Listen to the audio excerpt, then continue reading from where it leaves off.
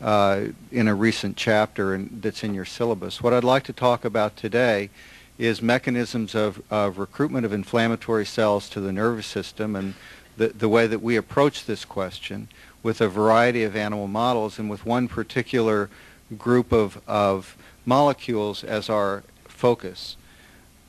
So this is the problem, and it's illustrated in an MS lesion, but I think the same could be said of a TM lesion, that there's removal of myelin, as shown by the hole here. This section is stained with an anti-myelin protein antibody.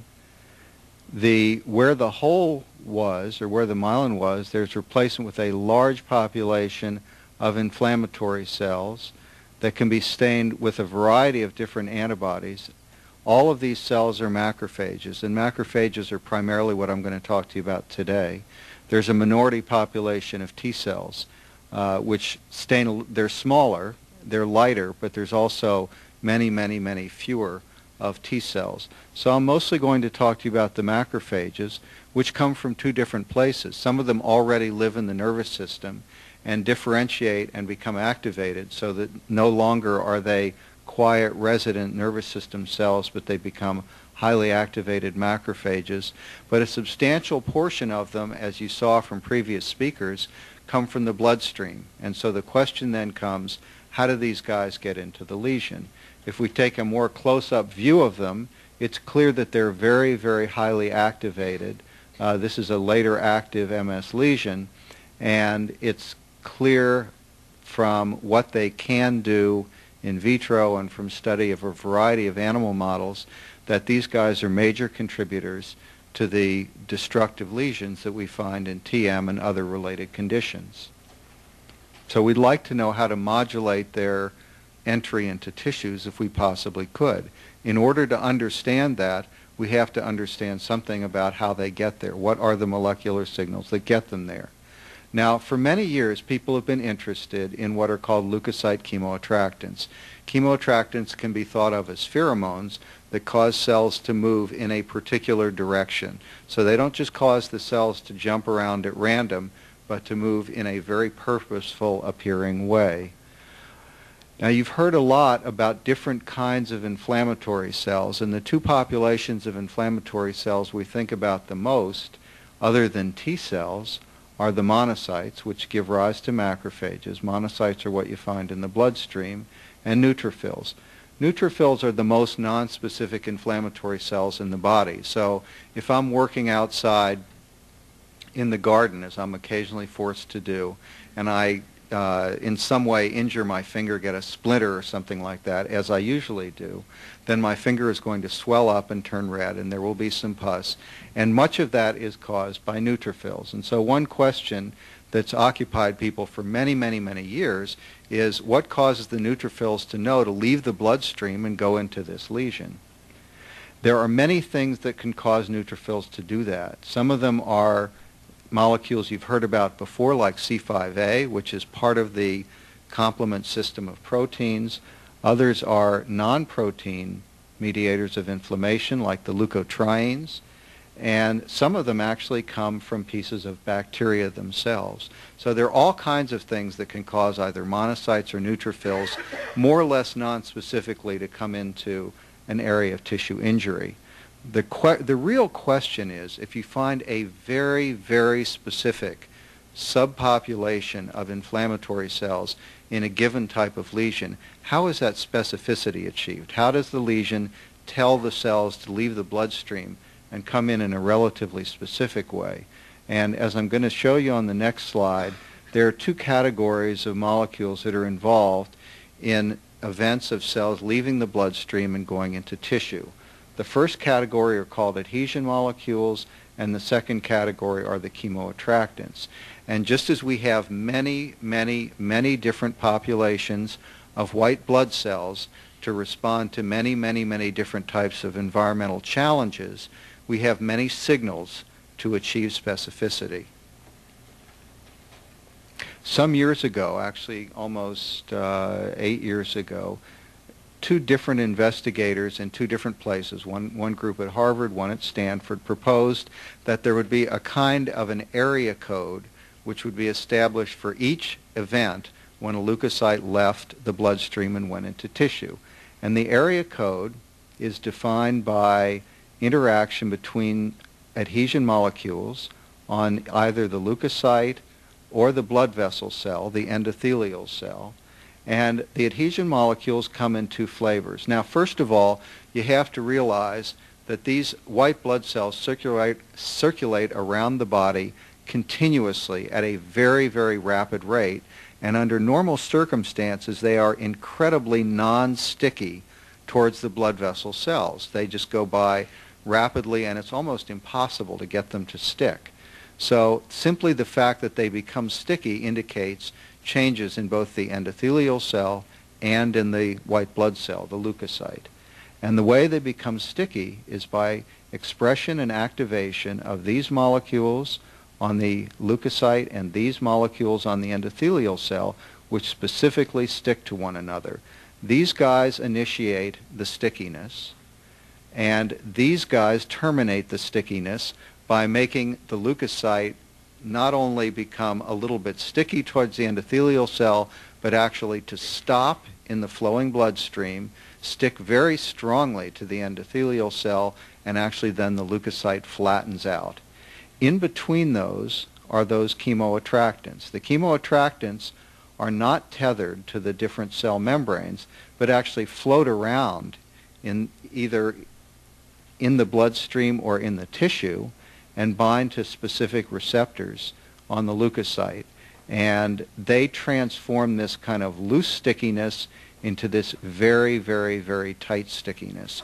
So they play a critical role. Actually, each one of these plays a critical role in every single event when a leukocyte leaves the bloodstream and goes into any tissue, which they do constantly. The point that gives specificity to the system is that there are a lot of these. So basically, what a leukocyte does is take one from column A, one from column B, one from column C, and if you add up all the possible combinations here, you can specify all the times that leukocytes exit the bloodstream and go into tissue. So about 10 years ago, for the first time, some specific molecules that could signal to monocytes were discovered. So these are monocyte-specific chemoattractants. 3 different groups all discovered them at about the same time, and when they had finally purified and completely determined the sequence of their proteins, it turned out, as it often does, they were all working on the same thing. So in a variety of different contexts, people discovered proteins that would specifically attract monocytes, but neutrophils didn't see them at all. And this is a focus of a great deal of excitement. Over the years, this family of leukocyte-specific chemoattractants has been named chemokines, and it goes off the top of the screen and off the bottom of the screen because there's a lot of them, as I told you. In the human system, there's about 50 of them. They bind to specific receptors, so this is a fairly complex system, and as Einstein said, for every complex question, there's a simple answer that's wrong. As you know, life is complicated, and this is a complicated system of molecules that attract leukocytes out of the bloodstream into tissue under every conceivable circumstance of inflammation.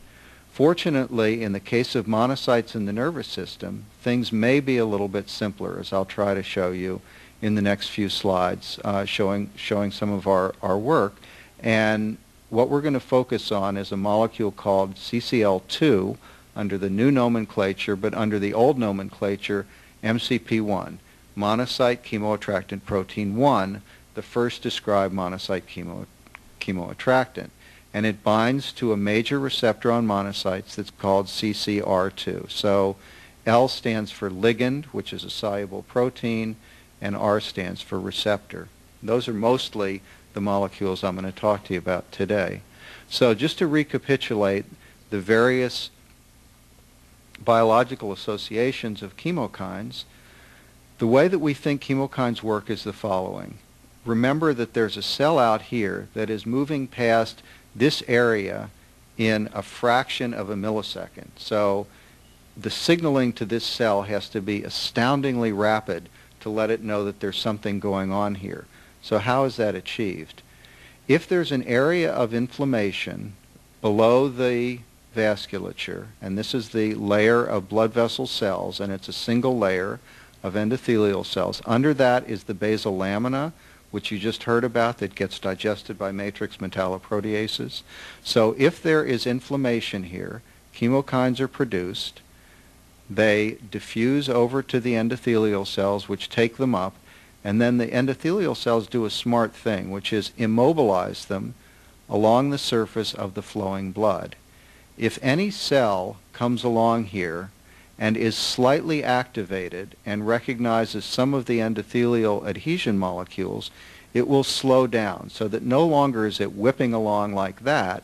Now it's moving much more slowly in a process called rolling. It can still detach and go back into the bloodstream, but if it sees a chemokine, it gets a lightning-quick signal which causes it to stop, flatten, and prepare to leave, digesting its way through the basement membrane and going into the tissue.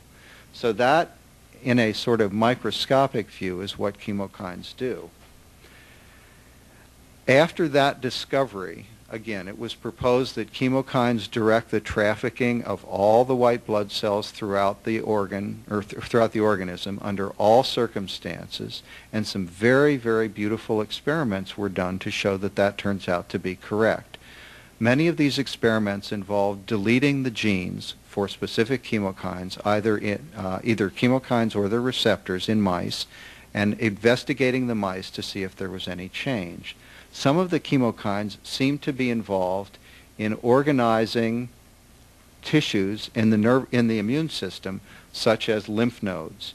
And for example, you heard about B cells and T cells. It turns out that in the lymph nodes, where these cells begin generating immune responses, the B cells and the T cells live in totally different neighborhoods that don't overlap. And deletion of a single receptor for a chemokine on B cells completely eliminated this neighborhood of B cells so that it was no longer observed, but the T cell neighborhood was left completely unaffected. Conversely, deletion of a single receptor on T cells abolished this neighborhood and left the B cell neighborhood okay. So these types of experiments strongly supported the idea that individual chemokines and their receptors were involved in establishing all the migration patterns for leukocytes throughout the body. Subsequently, people began looking for chemokines in diseases, and this is a summary from Andy Luster's review in the New England Journal. It's now 3 years old, and it simply shows a variety of different lung diseases, either very, very acute diseases or very, very chronic diseases, or intermittently acute and chronic diseases like asthma.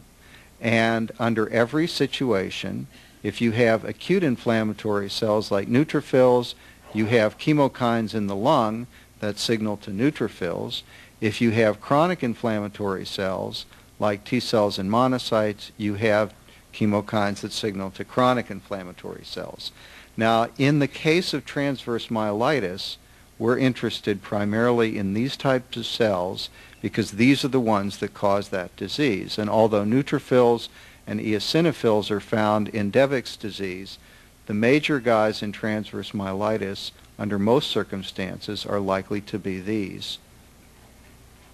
But, let's see, going back one step, if we find that eosinophils are involved, it's possible to target specific eosinophil migration molecules to try to block the entry of those cells into acute lesions. So I want to take you through a whole variety of animal models that we use to investigate the migration of monocytes into the nervous system under simple and then increasingly more complicated situations. Here's a simple one, and this is done in collaboration with Jack Griffin and Phil Chen and the group at Hopkins. And I'm happy to say that the interactions between Cleveland and Baltimore scientifically are much more productive than those in sports. So in this experiment, one has a nerve fiber here, and you've already seen many of these. This is the nerve cell body here, and this is the myelin here. And this is a nerve cell in the peripheral nervous system, so it ends here on a neuromuscular junction. In this type of experiment, the nerve fiber is pinched but not destroyed, but that causes this pinching interrupts the axon, which is the most vulnerable portion, in the middle, leaving all of the other elements out here not destroyed. There's a severe reaction after that. If the basal lamina is maintained, and it is in this model, then all of these elements degenerate, but are quickly cleared away by monocytes that come from the blood and macrophages that already live there in the nerve, and immediately when that stuff is removed, the axon begins to regenerate, and eventually it gets back to its synaptic target. You can't see that up here, but the nerve is basically restored to its normal health. So this is a very good outcome, and macrophages clearing out the debris are essential for that to occur. The other thing that happens is that the Schwann cells, which are the guys that make myelin in the peripheral nervous system, are very much involved in both remaking the myelin and to some extent in the inflammatory clearance of debris in this area. So a reasonable question is what calls in the monocytes in this reaction. And some years ago, we began looking at a variety of chemokines. I don't expect anybody to be able to see anything except for this one peak here. That's a peak of MCP-1 production. And these are, actually you can see that peak in all three of these panels here. These are a variety of tissue controls. So a nerve that's exposed but not pinched doesn't make any MCP-1. The nerve on the other side of the pinch doesn't make any MCP-1, and so forth. Only a pinched nerve. This is a variety of other chemokines. That pinched nerve only makes MCP-1 in any abundance. And then finally, sort of a nice proof of the pudding is that the MCP-1 is made just before the macrophages come in. The macrophages are the black circles here. MCP-1 is the open circles. So that's a nice result. Who's making the MCP-1? If you analyze the tissue looking for MCP-1 messenger RNA, which is what the cell makes before the protein is made, you find it's only made by the Schwann cells. So in this case, it's a cry of distress from the resident cells in the tissue to monocytes to come in and clear away the debris. This is a control section here. What happens if you have no MCP-1? That experiment was done in collaboration with Barrett Rollins at Harvard, who had deleted MCP-1 from the mouse genome. And these two panels here compare a normal mouse and an MCP-1 deficient mouse at 4 days after pinch and at 7 days after pinch. And you can tell from the colors we're looking at different things. 4 days after the pinch in a normal mouse, you find macrophages that are full of myelin debris, shown by these clear holes here, which are myelin lipids. In the mouse that has no MCP-1, the macrophages are there. These are the ones that live in the nerve, but they never got activated, and they're not clearing any debris. They're not doing their job. Here, the black stain shows debris that has been cleared, and you can see that most of it's gone. You can see that 7 days after the pinch in the mouse that lacks MCP-1, there's too much debris still there. So macrophages, again, are not doing their job. Now, what about the reaction in the cell body? I want to go back several slides to that first cartoon. When a nerve fiber gets pinched, not only is there a reaction down here, but there's a tremendous reaction here. The nerve cell does not like getting pinched, or doesn't like its axon getting pinched and interrupted. And there's a tremendous cell body reaction here, and in fact, there's an accumulation of macrophages around the nerve cell body to help in remodeling and preparation for this regeneration. So what's going on with the nerve cell body? What I showed you before is that Schwann cells make MCP-1 here, call in macrophages which clear away the debris here. What happens up here? So those experiments were done in collaboration with Richard Zsigmond at Case Western Reserve University. And a convenient way to look at what happens in the nerve cell body is to look at a collection of nerve cell bodies in what's called a ganglion.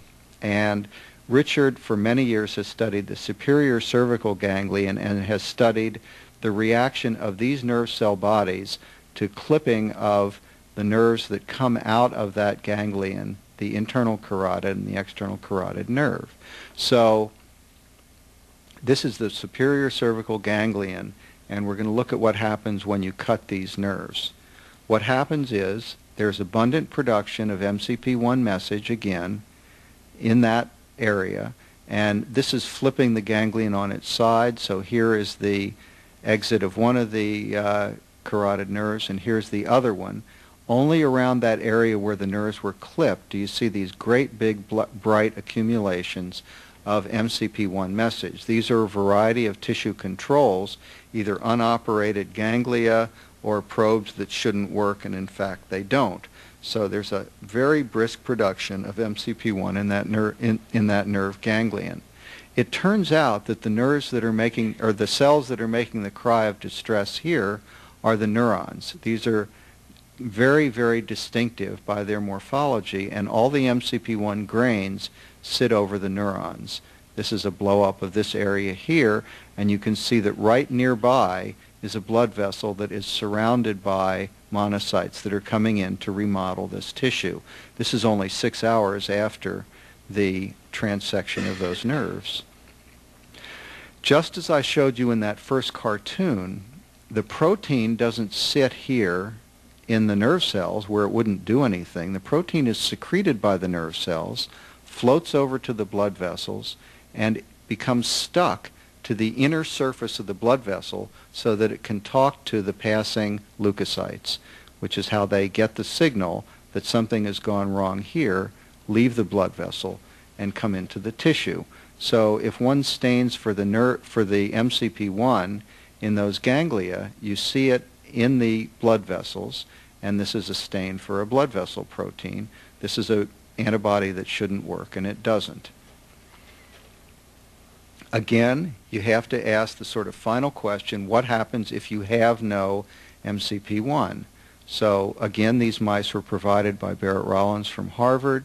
This is a comparison 5 days after transection of those nerves. In a wild-type mouse, there are a lot of activated macrophages. The stain that we used here, F480, is used to stain activated macrophages, and you can see that they're abundant in that ganglion. If you take out MCP-1, there's nothing. These are sham-operated control ganglia that should look the same, and they basically look the same. So MCP-1 is crucial for recruitment of macrophages into a degenerating distal portion of a nerve or around the nerve cell body under both circumstances to help in regeneration of the tissue. What about in the central nervous system, which is what we're interested in? And we're interested in acute injury to the central nervous system, as we see in transverse myelitis. So a nice model for acute injury is what's called a contusion, or basically just a bruise, to the rat spinal cord. This is as performed by Brad Stokes and Lynn Jakeman at Ohio State University. What they do is remove the bone and show the surface of the spinal cord, and they have a computer-driven piston that just pokes the spinal cord for 23 milliseconds. They always do it exactly the same way, so they always get exactly the same outcome. It's a really beautiful experimental model for a very, very serious public health problem, which is typical spinal cord injury, as we see in car and motorcycle accidents. Again, there's a very, very specific infiltrate of inflammatory cells composed of monocytes and macrophages, much more than T cells, and it has a precise timing so that we can compare what happens across a time course after this injury. And if we think, for example, that a chemokine is involved in recruitment of one cell population, the chemokine ought to be there before the cells. This is a comparison of what you see right where the piston hit and either upstream rostral or downstream caudal of where the piston hit in regard to MCP-1 messenger RNA. And there's a, whatever, I don't know, it's 50 or 100-fold increase in messenger RNA for MCP-1 only where the piston hit. It's 10 or 20-fold less if you go only a few millimeters upstream or downstream of the injury. So it's a very, very specific focal reaction for production of MCP-1. And furthermore, it's only MCP-1. This is a very similar molecule called MIP-1 alpha, which basically is made, again, in 10 or 20-fold less abundance than MCP-1 in those lesions. Now, again, we have to ask the sort of proof of the pudding question. What happens if you take away MCP-1 signaling? In this case, we're studying mice that are not deficient for MCP-1, but are deficient for its receptor, CCR2. These mice were provided by Izzy Charo at the Gladstone Institute at UCSF. And on this panel is a series of analyses of wild-type normal mice and mice that lack CCR2 in this spinal cord injury model, and we're looking here at the epicenter where the injury was created. So you have lots of macrophages coming into the epicenter in the wild type, but not in the knockout. Under higher power, you can see it reasonably well. Interestingly, there is a reasonable amount of sparing of white matter. The white matter should stain with LFB. There's a reasonable amount of sparing of white matter, and this helps preserve function. These rats or mice are only very mildly weak after this injury. And I think very importantly for our considerations, the injury is worse in the wild type than it is in the knockouts. So in this case, macrophages are not good, they are bad. And so if you take away macrophages, you actually have much better sparing of the white matter around these lesions. And this is despite the fact that you have pretty good clearance of debris. These macrophages are full of lipid debris shown by an oil red O stain. Here it's really quite pathetic. They're not clearing away anything because they're simply not there. But importantly, the injury is worse in the presence of macrophages than without. And that's shown just graphically here. The black bars are normal mice. The hatch bars are knockout mice that lack that receptor, and the sparing of white matter is worse, and the entry of macrophages is better in the wild-type mice. So I think that's an important take-home message. You've already heard that certain cells and certain substances, as exemplified by the chili pepper illustration, are either good or bad depending on where they are and when they're there. And I think this is a good example for macrophages in the nervous system. In the case of the central nervous system, we're getting a pretty good idea of how cells are told to make MCP-1, and this is from collaboration with Brian McVicker at the University of Calgary, Alberta. So whenever cells are damaged, they loose their contents into the surrounding space, and one of the things that comes out is the energy storage molecule ATP. Brian had discovered some years ago that astrocytes in the brain, which we know are the cells that make MCP-1 after a simple percussion injury, are also expressing receptors that can bind to extracellular ATP. So this stain is for astrocytes, this stain is for that receptor, which is called P2X7, and this shows them together on the same cell. So Brian came up with the bright idea of simply stimulating those receptors with a modification of ATP that stimulates them rather specifically and measuring MCP-1. So we did that and found that MCP-1 is stimulated by stimulating those receptors and that there's a distinctive time course which is extremely rapid. This is an hour after stimulating the receptors, and that the more you stimulate them, the more MCP-1 gets made.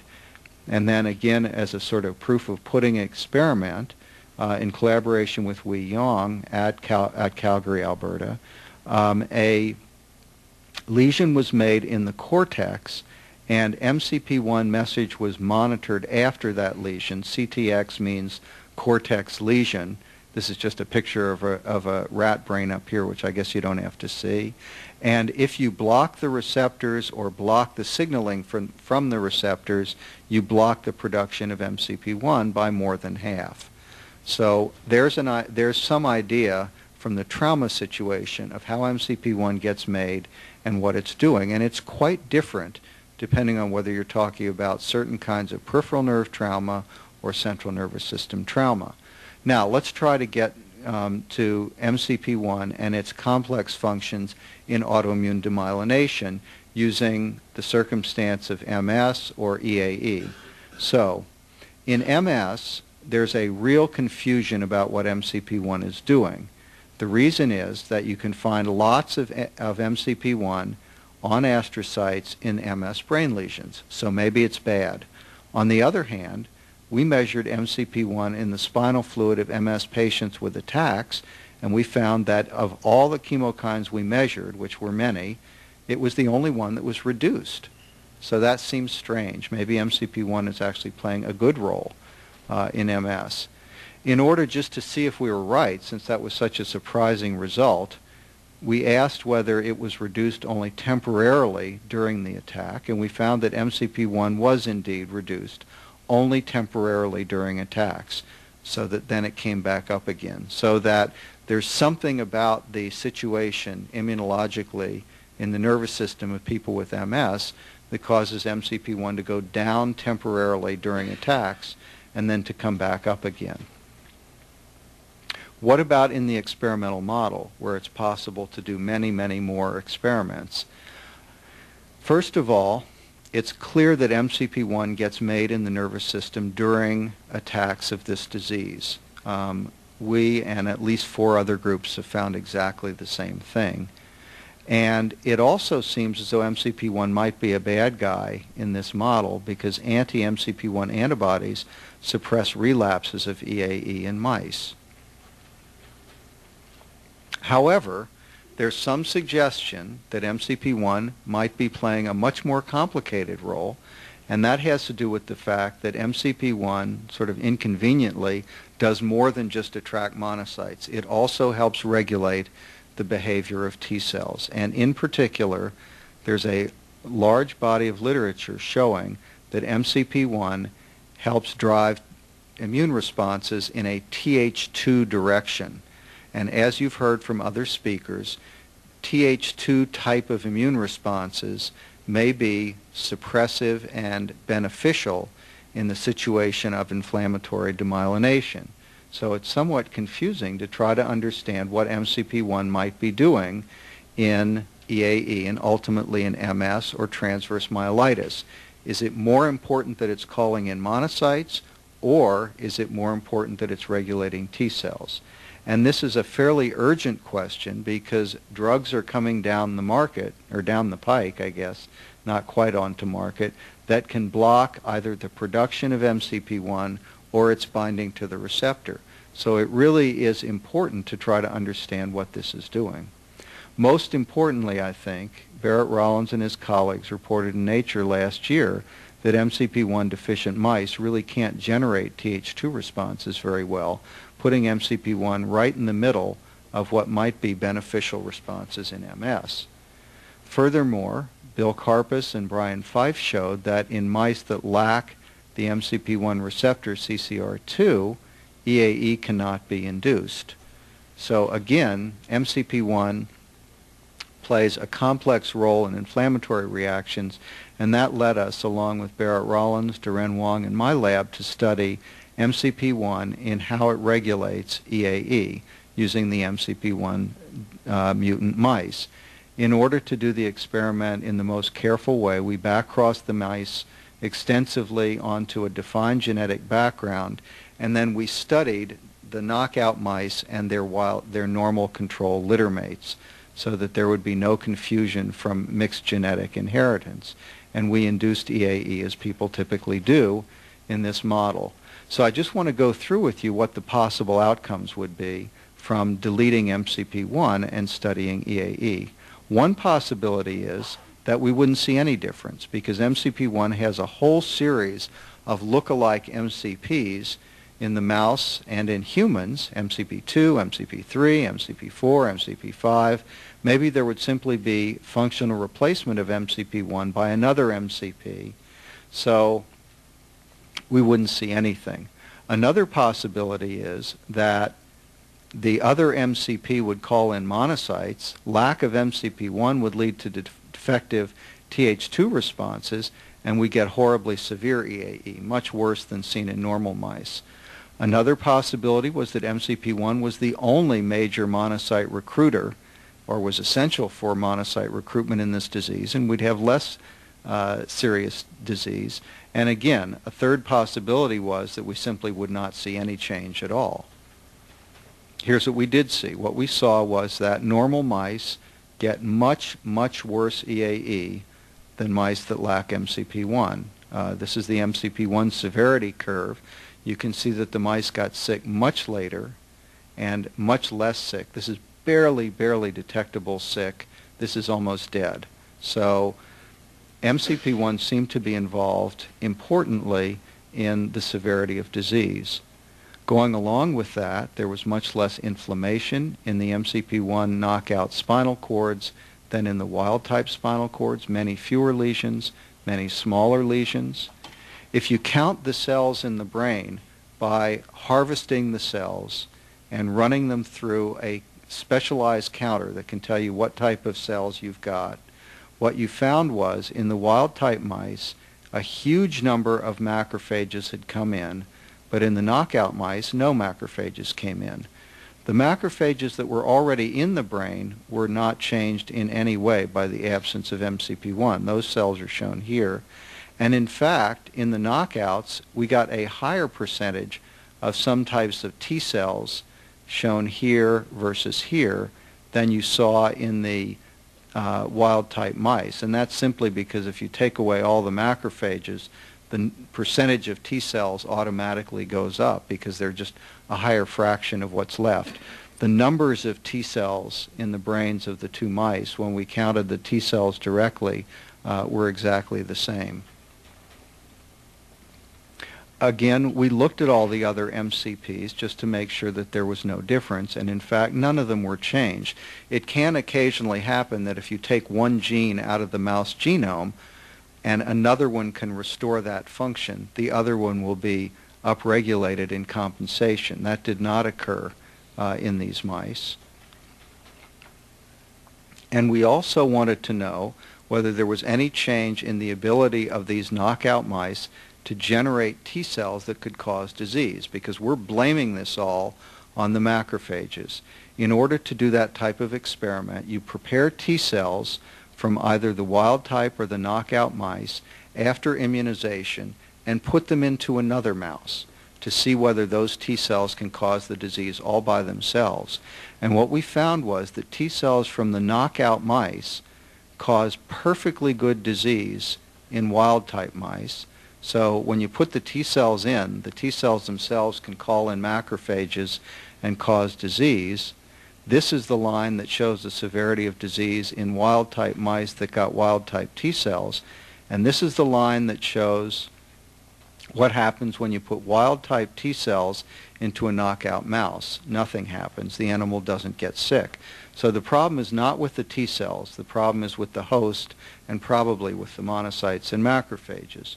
Furthermore, the Th1 marker, interferon gamma, was much higher in the wild type than in the knockout mice. So our take-home message from this is that MCP-1 is important to help a mouse or a human being generate virtually any kind of immune response of this category. If you look at Th2 immune responses, they're very defective because the T cells don't have any help from the macrophages.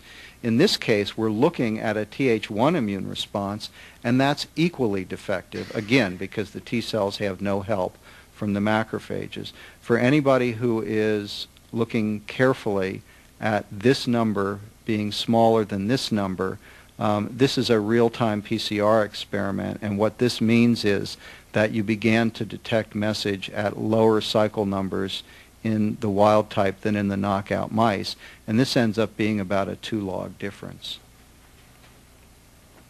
We also wanted to know what happened in a type of EAE in which the animals had relapses, because the experiments I showed you were non-relapsing EAE experiments. So we put the gene in a different type of background that does support relapsing EAE, and exactly as had previously been seen in the antibody experiments in which anti-MCP-1 antibodies were injected into mice. In this case, the relapses were significantly more and much more severe, so that they would occasionally cause the death of the animals in the wild-type animals than in the knockouts. So if we put all this together, we have adhesion molecules that help cells recognize that the endothelium is activated. We have chemokines that finally cause the cell to stop in the flowing bloodstream and flatten out by activating these adhesion molecules on the leukocyte to bind here. It's already known from development of an antibody that blocks this adhesion molecule, VLA4, that you can suppress certain kinds of inflammation in the nervous system by targeting this process in a specific way. The most important thing to know about these chemokine receptors is that these are of the family of receptors. They're called G-protein coupled receptors, or GPCRs, that have a property that I guess has the slang term of being druggable, and that means you can actually make drugs that bind to and block these receptors. If we're clever enough, with all of your help, to figure out how these receptors work in disease, then we're going to have powerful reagents for modulating inflammatory reaction in the nervous system and elsewhere. Thank you.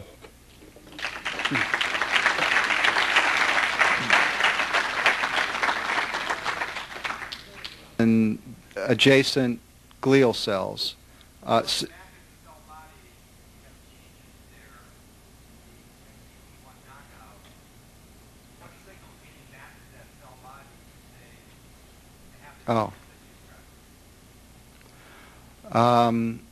So in the case of the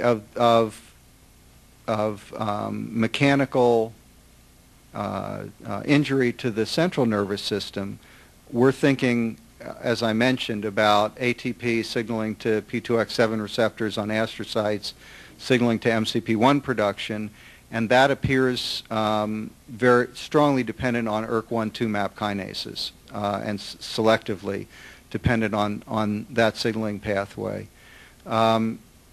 If you ask how the signal is generated within the neuron to make MCP-1, no, we have not touched that, but that's an important question. Question, John? Yeah, John Washington University. Could you comment on for the audience the apparent conflict between results from other studies demonstrating that activating macrophages in spinal injury, for example, other pro-inflammatory cytokines can actually be paradoxically neuroprotective? Based on studying Israel. Right. So the question is about protective or restorative autoimmunity. There is a series of experiments in which activated and even myelin-specific T cells have been injected into the vasculature of mice that have had one, or rats that have had one or another type of insult, be it stroke or spinal cord contusion, with apparent benefit. I think our research doesn't touch that type of question because we're not looking at T cells, much less antigen-specific T cells. We're only interested in these experiments in macrophage trafficking. And since I've only read the papers and haven't seen them presented or discussed, I think I'd prefer to defer whether You or other people who are more expert think that the T cell production of growth factors is a plausible explanation for those events. I just don't know enough to comment. But I would say that our data in the central nervous system would tend to argue against beneficial inflammation. So, if something hits me on the head and you're standing by, I'm hoping you're going to give me steroids or something. So. Okay, thank you, Dr. Ransohoff.